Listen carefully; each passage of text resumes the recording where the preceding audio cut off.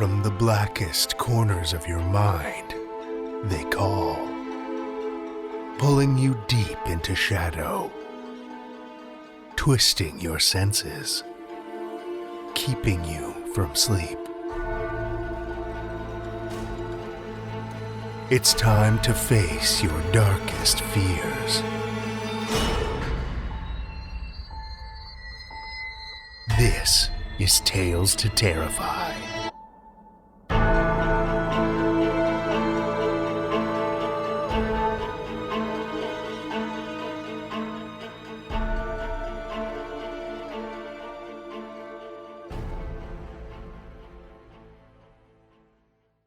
Good evening, children of the night, and welcome. If you've been listening to the show over the last couple of weeks, it'll come as no surprise to you that, as of tomorrow, Tales to Terrify is officially open for submissions. That means you can finally spill all of those dark and disturbing thoughts that have been swirling around in your head out onto the page and unleash them into the world. We're looking for clever, unique, frightening tales that take our genre to dark new places. Tales that worm their way deep into your mind to leave a lasting impression. All within 10,000 words or less, that is. For more details on what kind of fiction we're looking for and how to submit, visit talestoterrify.com/submissions. I know our editors are ravenously awaiting some sinister literary sustenance to dig their terror-loving teeth into. And I don't know about you, but I'd rather not find out what happens if we disappoint them. Before we move on from last week's stop in the Crowsnest Pass, I've got one more tale from this history-rich region I'd like to share with you. Just a few minutes west of the Frank Slide, which we explored last week, is the little town of Coleman, and somewhere hidden deep within the mountains near the small mining town is rumored to be a rich, concentrated vein of pure gold, worth millions. There are those who have dedicated their lives to searching for the gold, and a few who lost their lives in the process, too. But before you go packing up and setting off in search of the riches yourself, there's one crucial detail I feel like I should mention. The Lost Lemon Mine is cursed. By 1870, the California gold rush had all but dried up. But that didn't mean gold rush fever had broken. The Yukon gold rush was still several years away. Stories and rumors drew prospectors further and further north. Every time there was even a trace of the precious metal, it created a localized frenzy of activity that drew prospectors from miles around.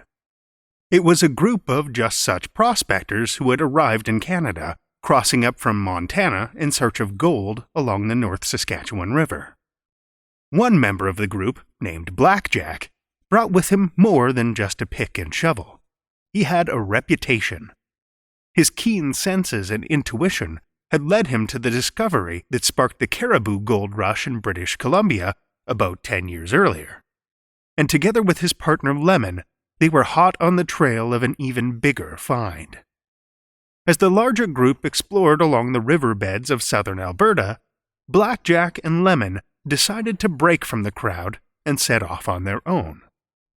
The two headed into the foothills, where they stumbled across an old, disused pack trail that led up into the fringes of the mountains. They followed the trail for days, as it wound upward and met up with a small meandering mountain stream. While Blackjack kept a sharp lookout for signs of gold, Lemon attempted to map their progress as best he could with crude scribblings. As they pushed through brush into a small clearing, they discovered the headwaters of the stream they'd been following, which burbled out of the rocks and around tree roots to join two other small streams. It looked promising. They tied their pack horses to a picket line, unsaddled their gear, and climbed down to the water's edge, pans in hand.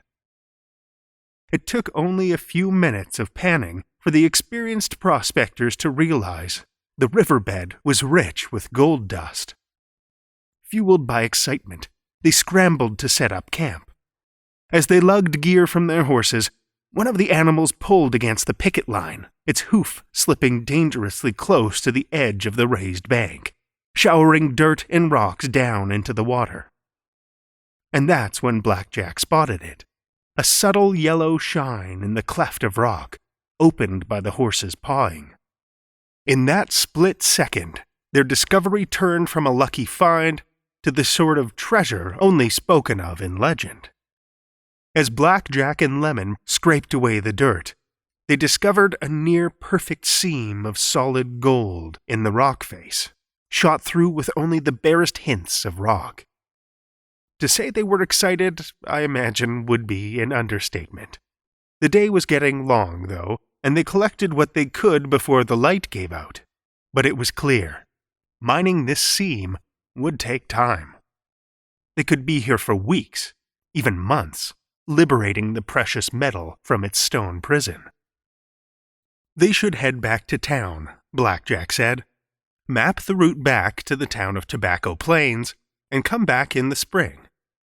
The fall air already carried with it a heavy bite, and there was no good reason to rush the collection of their new treasure. They could gather the equipment they'd need and return to build a proper camp. But Lemon was aggressively opposed. What if someone else found it? What if they weren't able to find the trail again? What if the local tribes took over the area and barred them from returning? They should set up camp with what they had and mine everything they could. It was theirs, after all. They'd found it, and returning with a sample would only raise the suspicions of others, create another race to capture what rightfully belonged to them. But Blackjack was more senior, more experienced, and he wasn't about to be talked down. After a heated debate that verged on violence, the two finally rolled into their bedrolls for the night and went to sleep. But as soon as Blackjack's breathing deepened and he began to snore softly, Lemon, who had laid with his eyes open, fuming the entire time, carefully crept from his bedroll and to the edge of the dying fire. The gentle red glow of the coals danced evil shadows across his face. His fingers curled around the haft of the hatchet. Lemon raised the tool, and without a sound brought it down on the head of the sleeping Blackjack, biting deep into his skull. The deed had scarcely been done when Lemon was flooded by an intense wave of guilt. What had he done? How had this happened? How had it come to this? Blackjack had been a friend, a mentor, but he was also a competitor. A chill settled deep in his marrow, and he bent to stoke the fire, feeding it until the flames were bright and high and crackling. But as the night wore on, over the roar and snap of the campfire, another sound began to drift out from the dark trees. Quiet at first, but gaining in volume and intensity. Moans of pain and anguish and betrayal. Lemon was terrified and launched to his feet. "Who's there?" he called, but the wails continued without so much as a pause to acknowledge him. Hatchet still in hand, he began pacing back and forth in front of the fire. The sound refused to quiet, no matter how much he yelled, and while he couldn't pinpoint where it came from, there was only one thing it could be: Blackjack. The thought needled into his mind, making his sanity more fragile with every passing minute.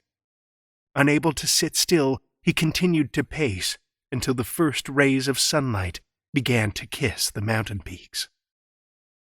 As soon as there was light enough, Lemon hastily gathered what he could of the pair's belongings and headed back down the trail, leaving Blackjack's corpse behind. Two sets of eyes watched him go from the brush. Two young Stony Nakota warriors. They'd been tracking Lemon and Blackjack for over a day and had witnessed everything from their hiding place in the brush. The discovery, the argument, and the murder. The ghostly noises that had tormented Lemon throughout the night hadn't come from the vengeful spirit of Blackjack. They'd come from the two men. A gold rush, after all, was bad news for the local First Nations. And what better way to scare people off? Upon returning home, though, and relating their story to their chief, his response was not what they expected. He was rattled and immediately swore them to secrecy. As for Lemon, after several days of travel, he arrived at Tobacco Plains, where he sought the absolution of his friend, a local priest. After telling his story to the priest and sharing a sample of the gold, the priest sent burly local guide John McDougall to give Blackjack a proper burial. Based on Lemon's directions, McDougall found the trail without much trouble and worked his way back to the mine site. He buried Blackjack and erected a small cairn over the grave. Of course, word of the discovery didn't keep for long. The next spring, a fresh group of miners approached Lemon and convinced the unhinged man to take them to the location of the mine. But the closer they got to the location, the more scattered Lemon became, the more he mumbled to himself, the more lost and nervous and afraid he seemed. When the group confronted him, accusing Lemon of purposefully leading them astray, he became enraged, violent and incoherent, and attacked them. They eventually managed to subdue him and were forced to lead him all the way back to Tobacco Plains. But while Lemon returned in body, his sanity never came with him, and he spent the rest of his days living in the care of his cousin. After that, both the priest and the guide, John McDougall, attempted to organize expeditions to look for the mine. On the eve of leading one promising group to the mine, McDougall visited a local watering hole and began ordering drink after drink after drink of questionable local whiskey. So much so that, either by design or accident, he literally drank himself to death, taking the last first-hand account of the mine's location with him to the grave. The priest then organized another expedition, but this one was no more successful, turned back by raging forest fires. Next, a Métis explorer named Lafayette French took up the torch. His first expedition was turned back due to him contracting a severe illness that seemed to worsen as they approached the suspected location of the mine. Subsequent expeditions seemed to go in circles and were never able to find the trail. There didn't seem to be any particular rhyme or reason for the consistency of failures in finding the mine, French thought. It was almost as if the mine didn't want to be found, or something didn't want it to be found. Everyone who even got close either ended up lost, deranged, or dead. Adding teeth to the argument of a curse was his experience with William Bendo, one of the Stoney Nakoda warriors who had witnessed the tragic events of Blackjack and Lemon's initial expedition. At first, Bendo refused to share any information, but French pressed him, offering cattle and horses in exchange. Bendo initially agreed, but as they set off, a heavy sense of dread and terror seemed to settle over the man, and he immediately changed his mind. Finally, after months of pressing, Bendo once again agreed to lead an expedition to the mine, and this time he promised he wouldn't back out. But the night before their departure, without cause or warning, Bendo dropped dead. Even without his guide, French wasn't about to give up, and set off on the trail himself. He disappeared for days into the wilderness, before suddenly surfacing again in a frenzied state of excitement. From a ranch in the foothills, he wrote a letter to a friend that said he'd located it, and would explain everything when he returned. He set off again and eventually made camp in a solitary log cabin leading into the mountains. No doubt he fell asleep with the thought of riches dancing in his head. But when he awoke, in the middle of the night, It was to blinding brightness and scorching heat.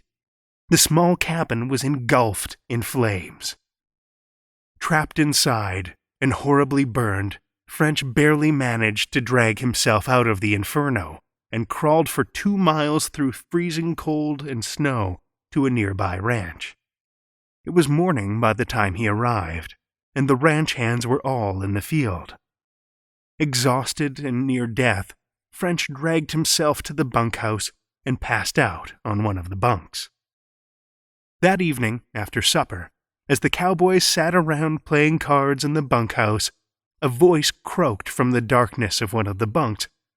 "A little less noise, gentlemen, please. There is a very sick man in this bunk." The startled farmhands immediately found French and bundled him into a wagon to the nearest hospital. As soon as he arrived, through burnt and cracked lips, he requested to see his friend, Senator Riley. "I know all about the Lost Lemon Mine now," he told Riley. "I'll tell you everything in the morning." But whatever secrets Lafayette French had uncovered died with him in the night. There are a surprising number of people still searching for the mine today. As far as I've found, no one's reported discovering it yet. Although if they did, it sounds like the sort of secret you'd be likely to take to the grave. We have one story for you this evening, which comes from Gordon B. White. Gordon B. White has lived in North Carolina, New York, and the Pacific Northwest. He is the author of the collection As Summer's Mask Slips and Other Disruptions, Trepidatio Press 2020. A graduate of the Clarion West Writing Workshop, Gordon's stories have appeared in dozens of venues, including the Best Horror of the Year Volume 12 and the Bram Stoker award-winning anthology Borderlands 6. He also contributes reviews and interviews to outlets, including Nightmare, Lightspeed, Hell Notes, and the Outer Dark podcast. You can find him online at gordonbwhite.com. Children of the Night, join me for Gordon B. White's Paper Wings and Arrow Juice, a Tales to Terrify original.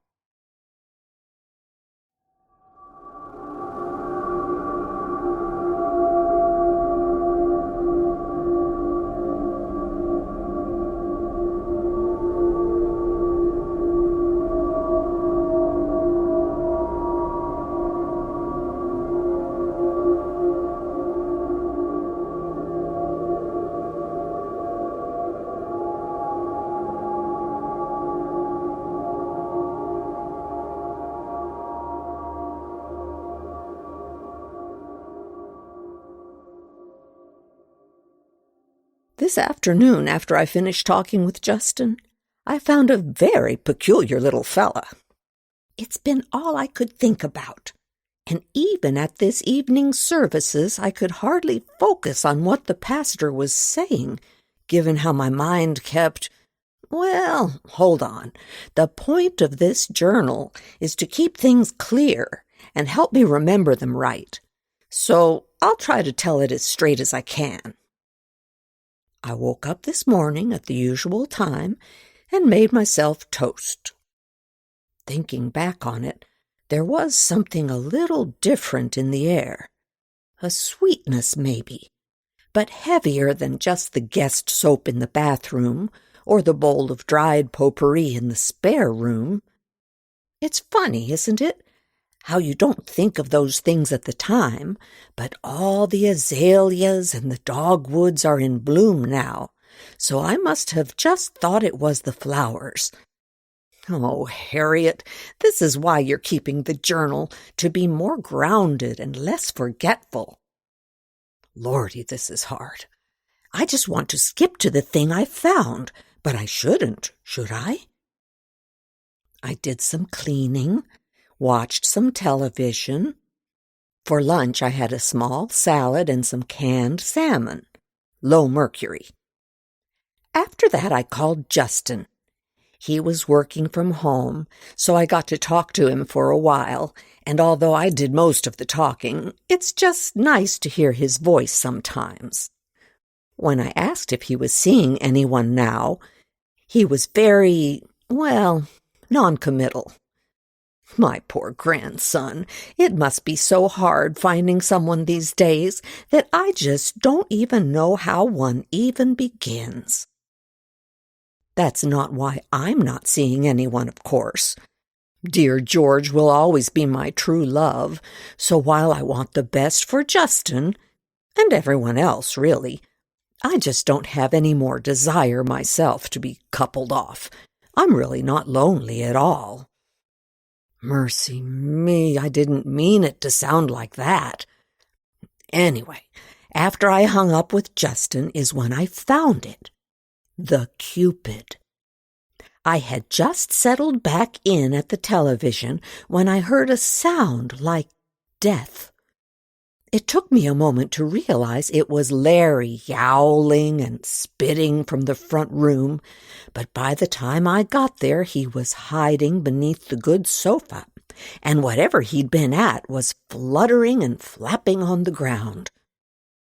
At first I thought it was a bird, but the wings, what was left of them, weren't right. They were tattered, but not like Larry or another cat had been at them.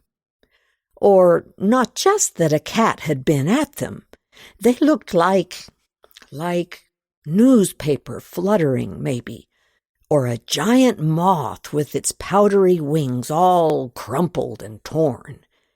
It was a ratty pigeon, I thought, blown in from outside. A broken version of something you see every day, it must be. But then I got closer. Slowly, of course. You can never be too cautious. And boy, what a sight! The body of it wasn't any bigger than my thumb, and Larry had done a number on it, but it was a Cupid. Cross my heart and on the Lord, that's what it was. A little man, pink and scraped to dickens, but it had all its little dolly limbs and those paper wings, even a teeny Winky that I only saw because he was naked as a jaybird. And his lips, I remember thinking, were like a tiny little bow, all red and arched, pursed together and stuck out almost like a beak. The Cupid looked at me as I drew up to it. Like little jewels, his eyes flashed up at me, and he scrambled towards a tiny little thing on the floor that I first thought was one of my knitting needles. But that poor thing, with its arms and legs scraped down by cat's teeth, slipping in the blood, and its wings soaking it up and still fluttering to beat the angels. The Cupid died there next to the rug.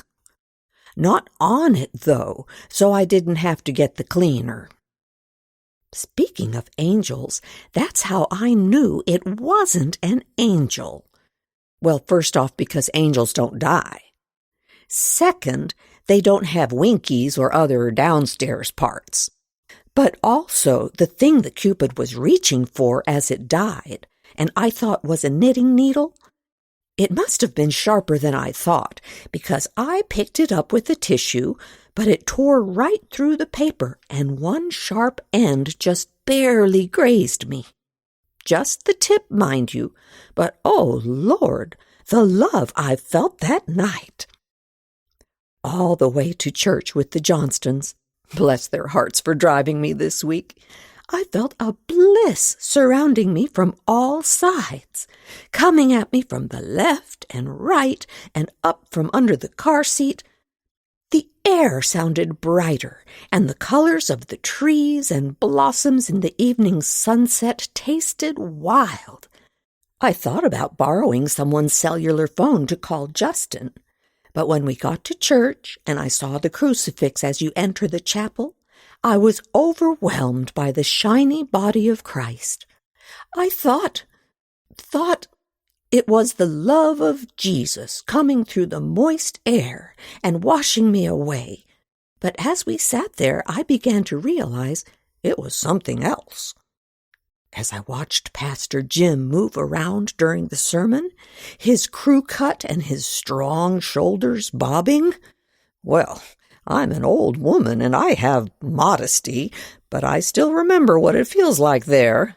You know where, when there's a more earthly kind of love getting worked up.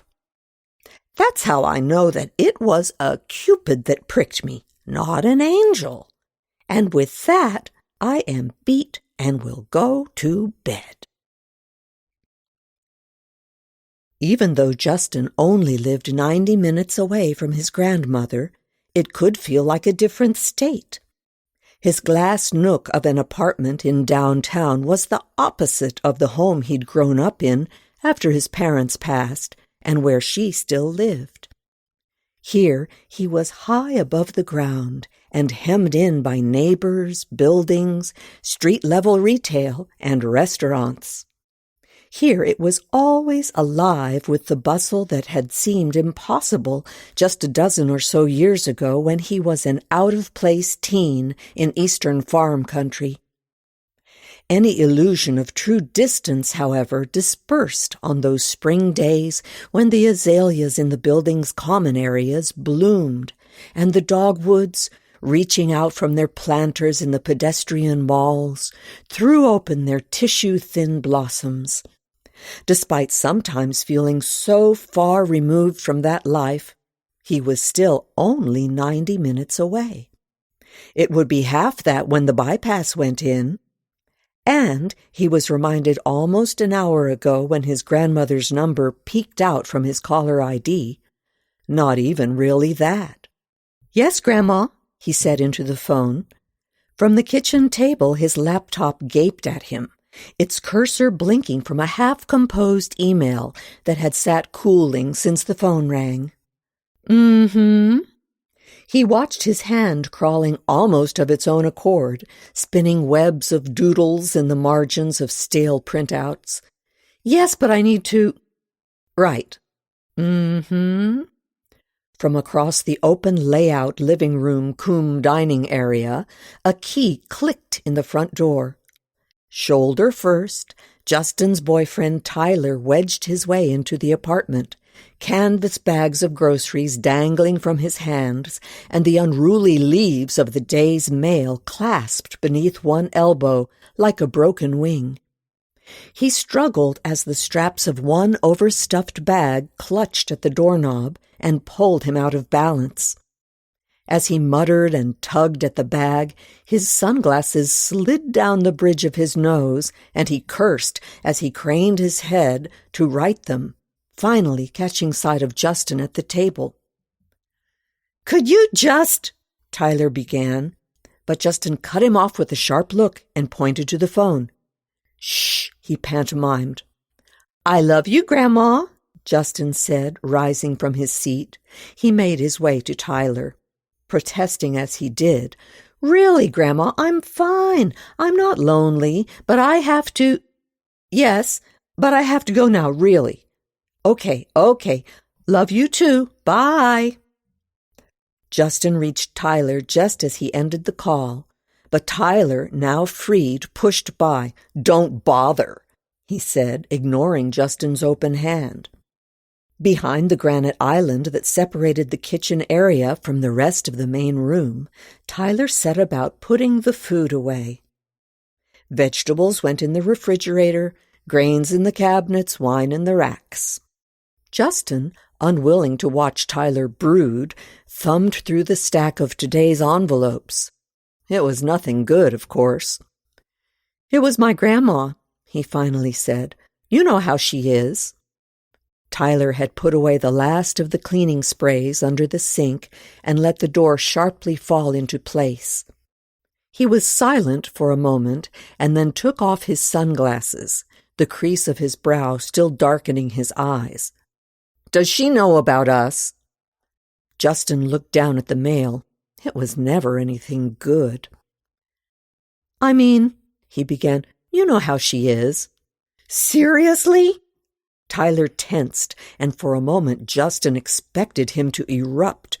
He would throw his sunglasses onto the floor or sweep one big arm across the counter and wipe everything away in a single violent motion. It was like a spring storm building up between them, the sky ready to fall. But then it deflated, all the electricity leaching from the air without even a spark. Tyler turned and walked from the room. "I told her," Justin called out. "I just think, some people only hear what they want." "A foolish consistency is a hobgoblin, I think is how the saying goes. Anyway, it seems to me that it's foolish to run through every uneventful minute of the day when such exciting things are happening. Do you remember my Cupid?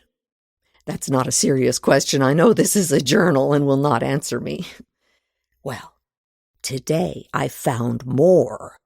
That's right. Today I found 2 of them, just crawling around the edges of the bread box.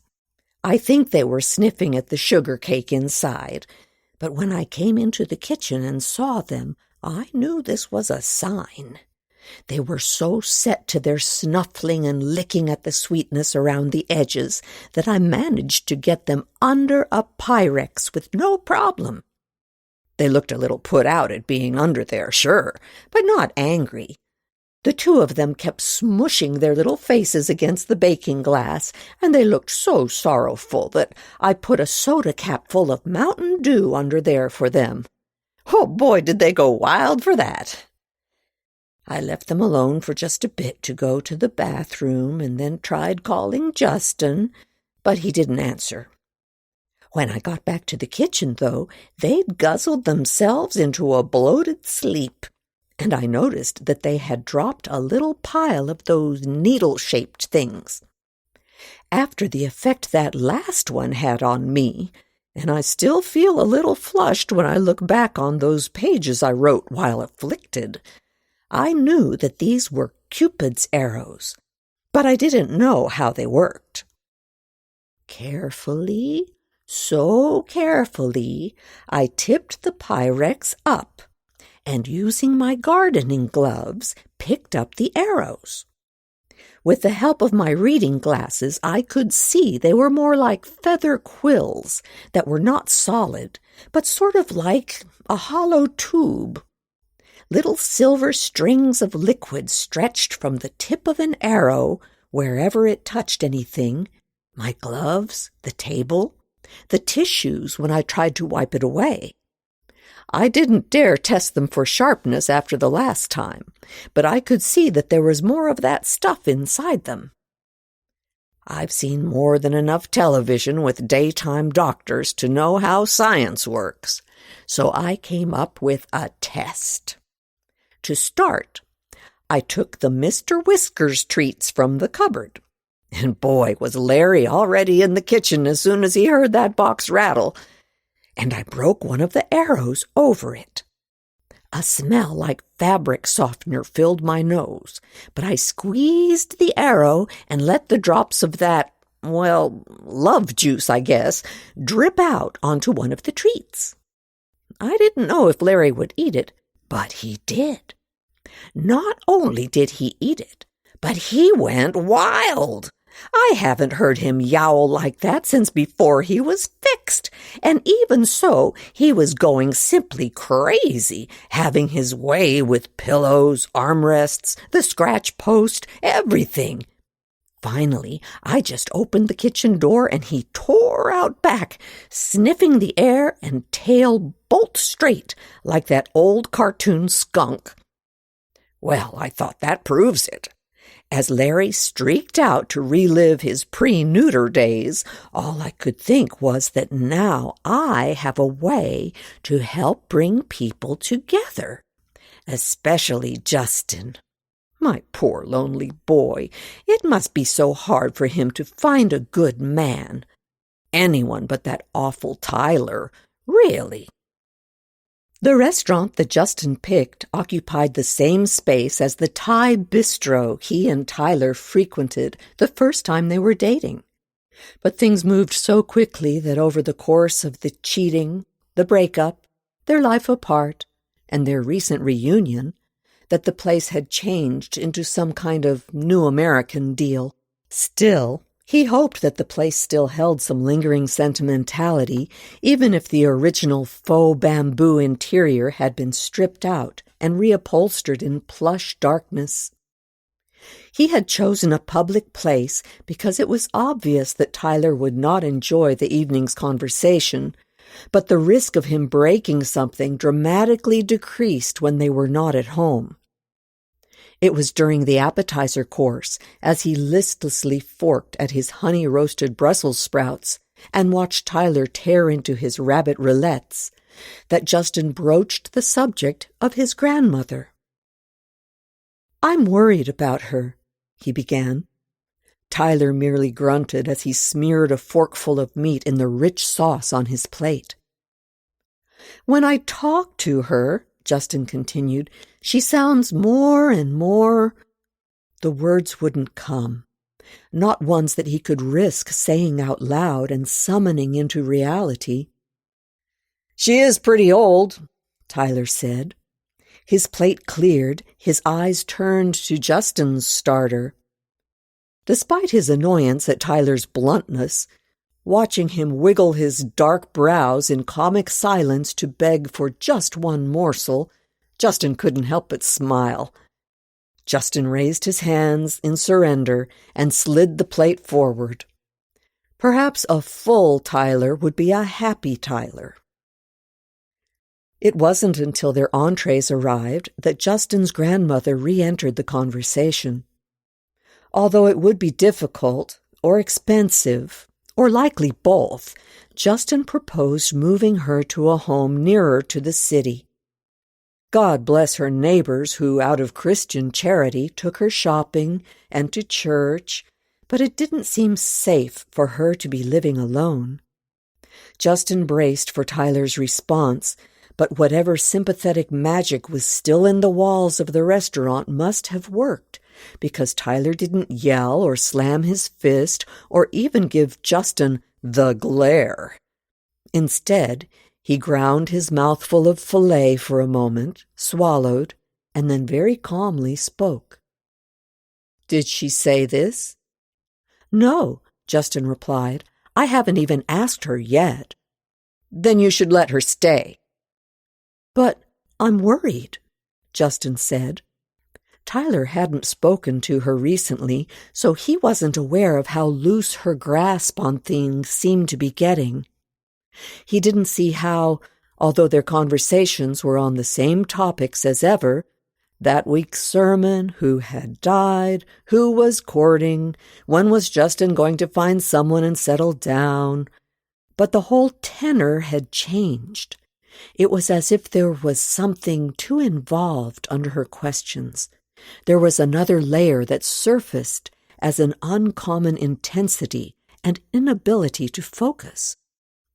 "She won't even want to come," Tyler said, "so let's leave her be." A forkful of steak crammed into his mouth indicated it was closed to further discussion. But Justin wasn't done. "Why do you hate her so much?" "Because she hates me." The juices sprayed from around Tyler's clenched teeth in the angry hiss.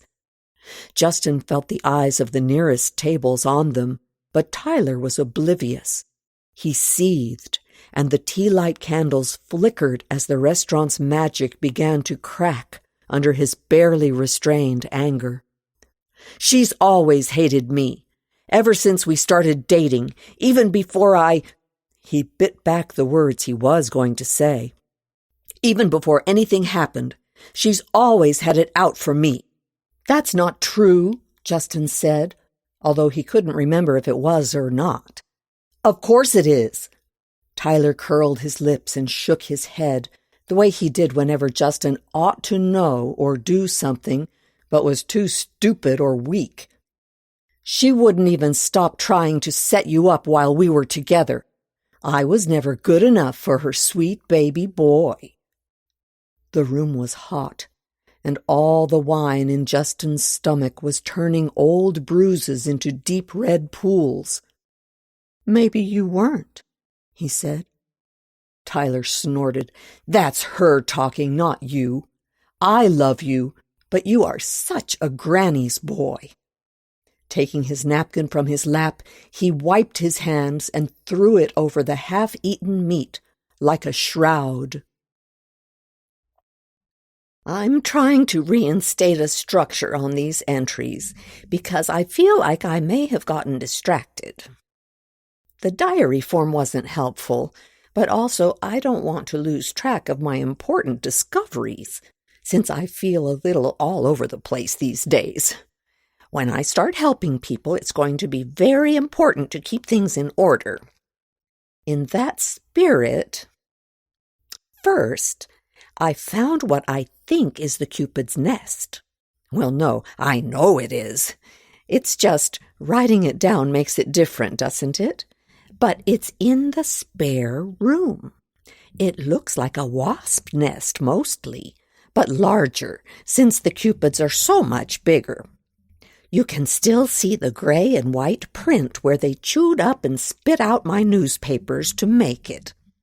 It's clear that's what they've been using because the stacks of the Observer that I've been collecting have all these little Swiss cheese holes in them, and I've seen those little Cupids crawling over it, cheeks red as cherries, just working it like chaw and plopping it on bit by bit.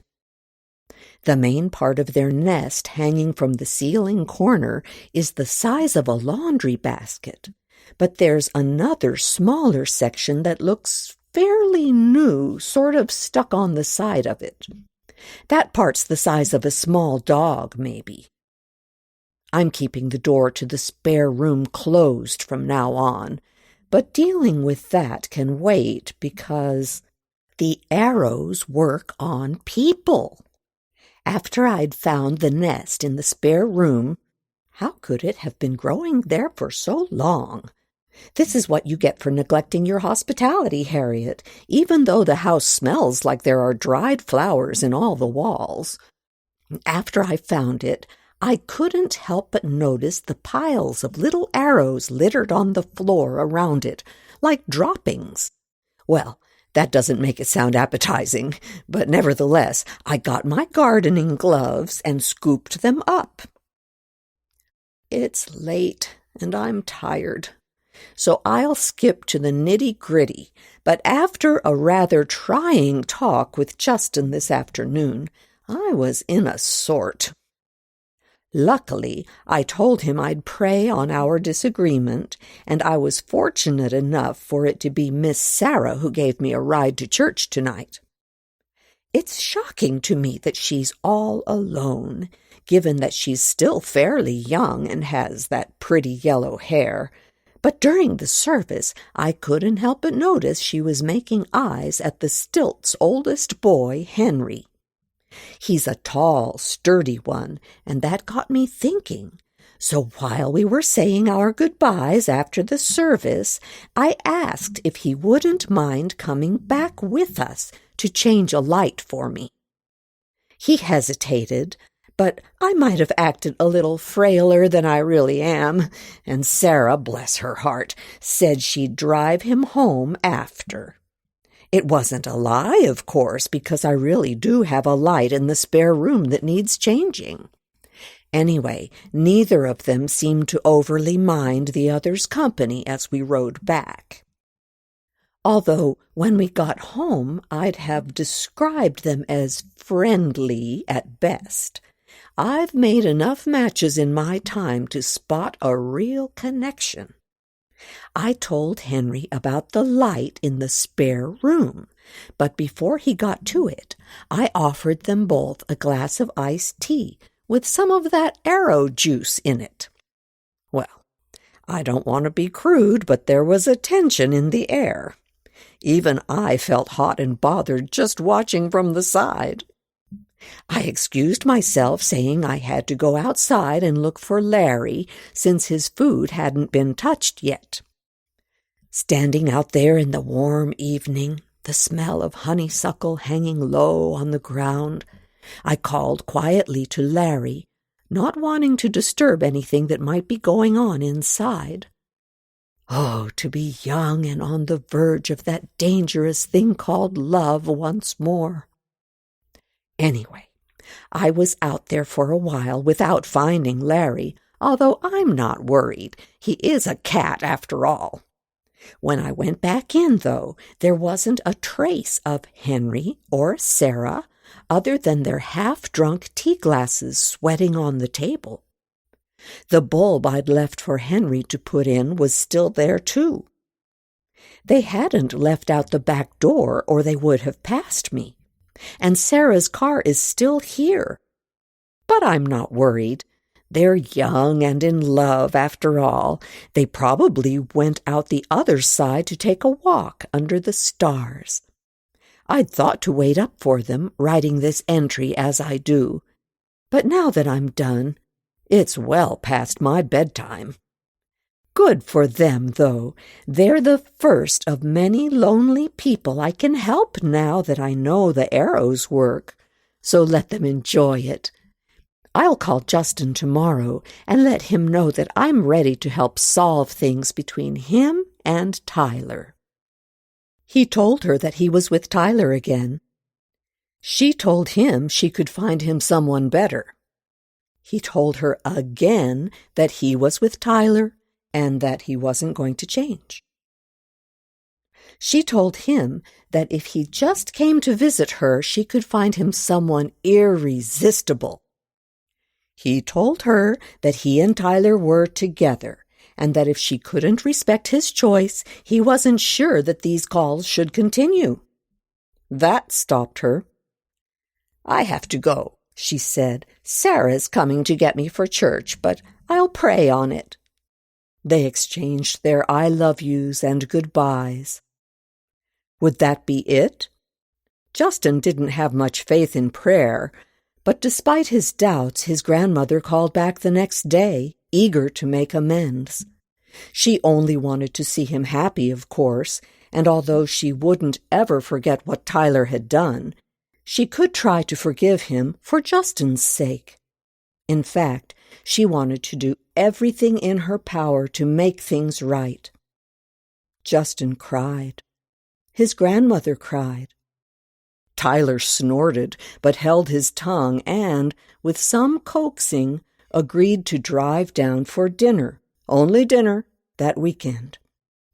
Justin's grandmother said hallelujah, and that she would whip up something special just for them. That Saturday evening, as they pulled around in back of Justin's grandmother's house, cicadas and crickets were going wild in the amber light. A million singing insects swam in the muggy air, and seas of grass around them, the chatter of their music making the air tremble like syrup. Another car was already parked around back, but Justin didn't recognize it. He hoped that this wasn't a setup, and that his grandmother hadn't secretly invited another suitor. But if Tyler shared the same concern, he hid it well. He merely dabbed at the beads of perspiration already crawling from his hairline as they left the air-conditioned car and headed up to the screened-in back porch. "I want you to behave," Justin whispered as he knocked on the door. "Whatever happens." "Trust me, by the end of the night she's going to want to kiss me," Tyler said. "They don't call me Mr. Charming for nothing." "They don't call you Mr. Charming at all." Justin knocked again and turned the knob. The door was unlocked, but his grandmother was one of those good country people that couldn't believe a neighbor would do her wrong. Out here there was nothing but the neighbors and the bugs in the field. "Grandma?" he called out as they entered into the kitchen. They entered, stepping into the kitchen where various dinner items remained half-made. The ceiling fan spun slowly above various dinner items that remained half-made. Breaded, but not fried, chicken. Okra that was washed, but not cut. A pair of gardening gloves sat like empty skins beside the sink. A pool of batter resting in a cake tray quivered beneath the oven light's red eye. "Grandma?" Justin called again. The house's single bathroom just off of this room was open and empty. "She's probably just up front," Tyler said. His eyes roamed over the unmade food, but finding nothing ready to eat, he opened the refrigerator and began to rummage through. The house was a simple thing, barely one step up from a shotgun shack. From the kitchen, Justin could see through the open doors into the adjacent living room and the sitting room beyond. Their emptiness stared back at him. That left only his mother's bedroom and the spare room where she might be. "Do you want some?" Tyler asked, pulling out a plastic jug filled to the brim with iced tea. Justin shook his head, so Tyler sloshed out the thick liquid into a single jelly jar glass on the counter. He took a sip. "Ugh!" He shivered as he spoke. "I know you all love this stuff, but I don't see how you can drink it this sweet." He licked his lips, however, and then smiled wide and bright, baring his teeth. He raised it to his lips again. "Could you go check the bedroom and the spare room up front?" Justin asked, as he tried to swallow his panic. Tyler grunted and strolled out of the kitchen, still sipping from his glass. Justin looked for any signs of where his grandmother might have gone. There were no notes on the refrigerator, nothing by the phone.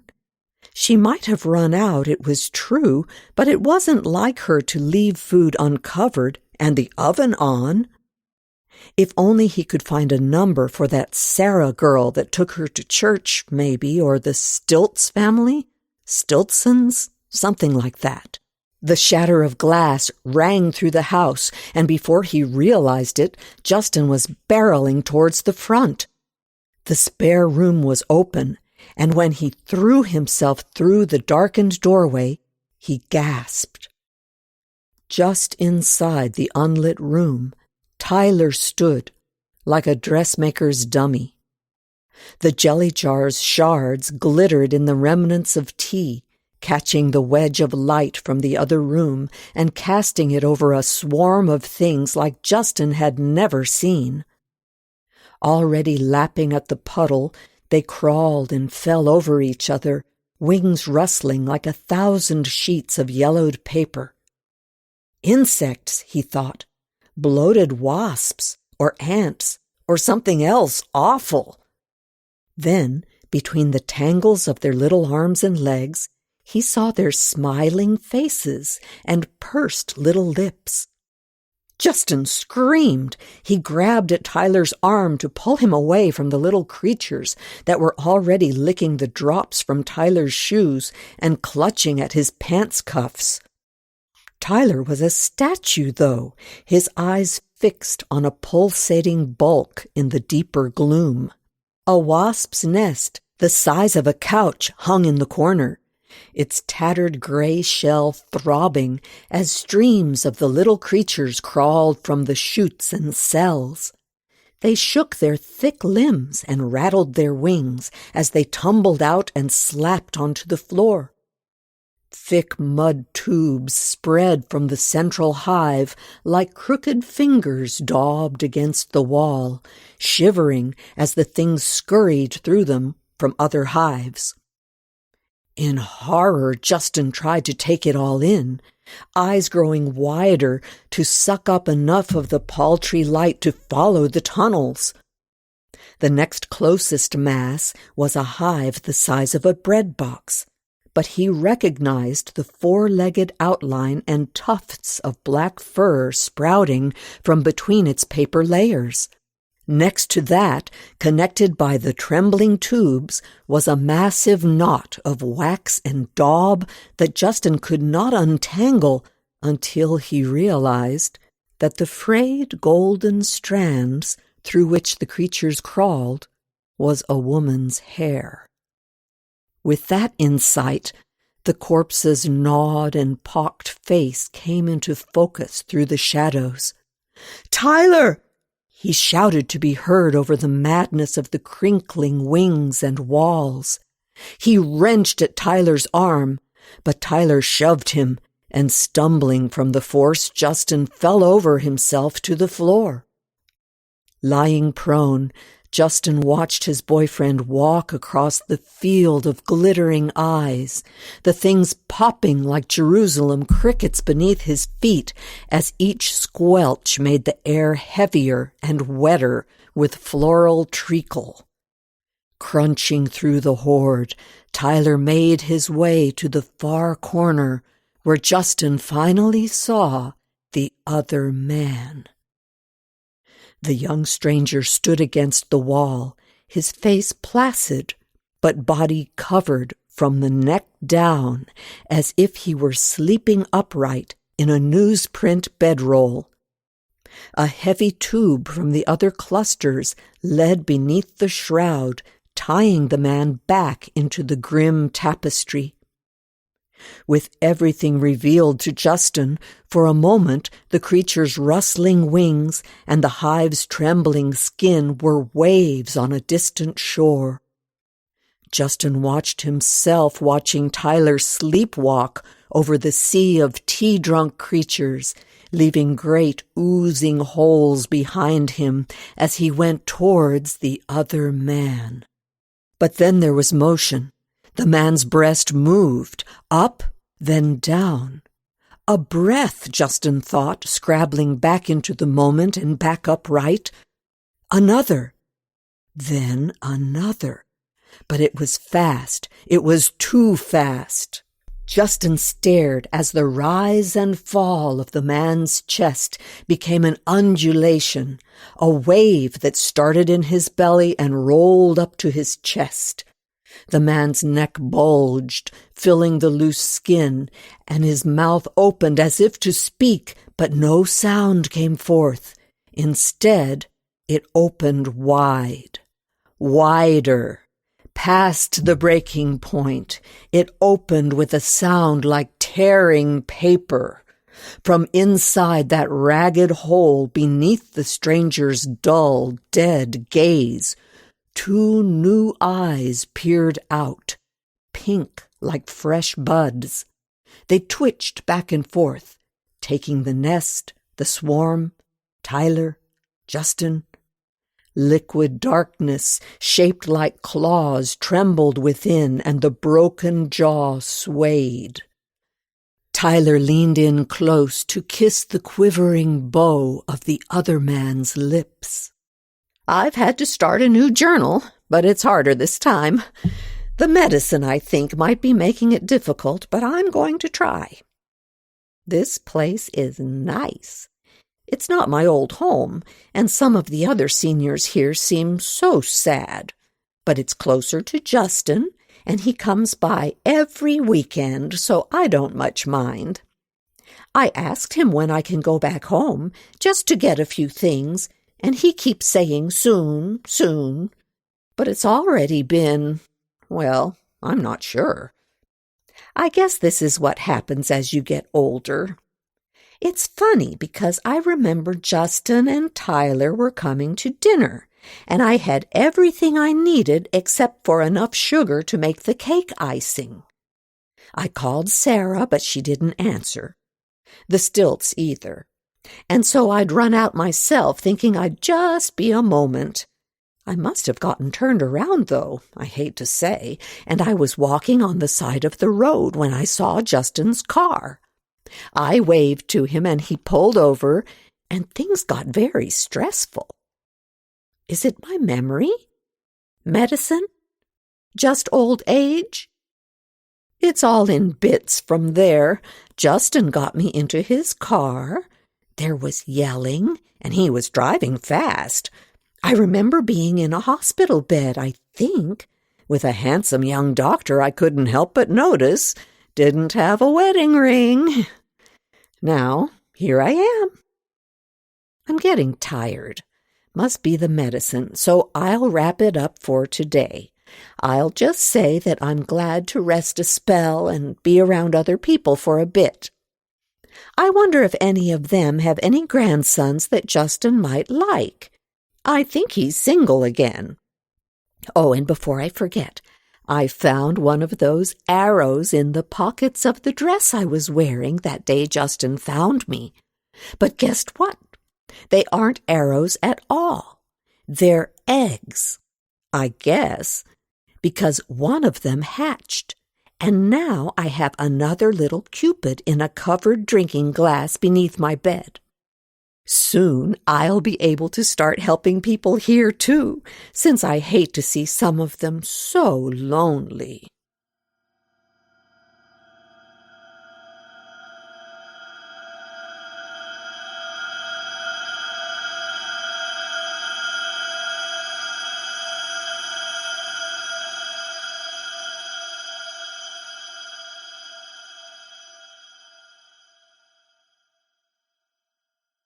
That was Gordon B. White's Paper Wings and Arrow Juice, as read by Maurine McLean. Maurine McLean is an Austin musician plucking the bass with acoustic bands, the Therapy Sisters, and A Proper Cup of Coffee. She earns her keep in the courtroom interpreting real-life terrifying tales from Spanish to English. Thank you, Maurine.